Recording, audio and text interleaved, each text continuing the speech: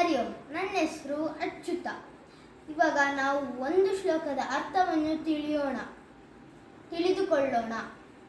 ಶುಕ್ಲಾಂಬರಧರಂ ವಿಷ್ಣುಂ ಶಶಿವರ್ಣಂ ಚತುರ್ಭುಜಂ ಪ್ರಸನ್ನವದನಂ ಧ್ಯಾಯೇ ಸರ್ವವಿಘ್ನೋಪಶಾಂತಯೇ. ಶುಕ್ಲಾಂ ಅಂದರೆ ಬಿಳಿ, ಭರಂ ಅಂದರೆ ಬಿಳಿ ಧೋತಿ,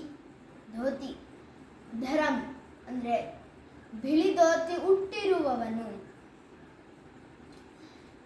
ವಿಷ್ಣು ಅಂದರೆ ವಿಶ್ವವನ್ನೇ ಇರುವನು ವಿಷ್ಣು. ಶಶಿವರ್ಣ ಅಂದರೆ ಚಂದ್ರನಷ್ಟೇ ಶಕ್ತಿ ಮತ್ತು ಬೆಳಕು ಇರುವವನು. ಚತುರ್ಭುಜಂ 4 ಕೈ ಇರುವವನು.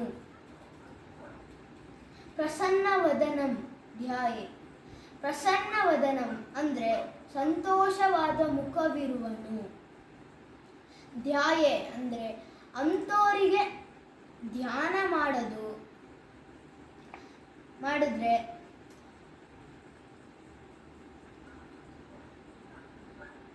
ಸರ್ವವಿಘ್ನೋಪಶಾಂತಯೇ. ಸರ್ವವಿಘ್ನೋಪ ಅಂದರೆ ಎಲ್ಲ ವಿಘ್ನಗಳು, ವಿಘ್ನ ಅಂದರೆ ಕಷ್ಟ, ಎಲ್ಲ ಕಷ್ಟಗಳನ್ನು ಪರಿಹಾರ ಮಾಡುತ್ತದೆ. ವಿದ್ಯಾಭ್ಯಾಸ ಮಾಡುವಾಗ ಅಥವಾ ಯಾವುದಾದ್ರೂ ಹೊಸ ಕಾರ್ಯವನ್ನು ಮಾಡಲೇ ಮೊದಲು ಈ ಶ್ಲೋಕವನ್ನು ಹೇಳಬೇಕು. ಹರಿ ಓಂ. ಧನ್ಯವಾದ.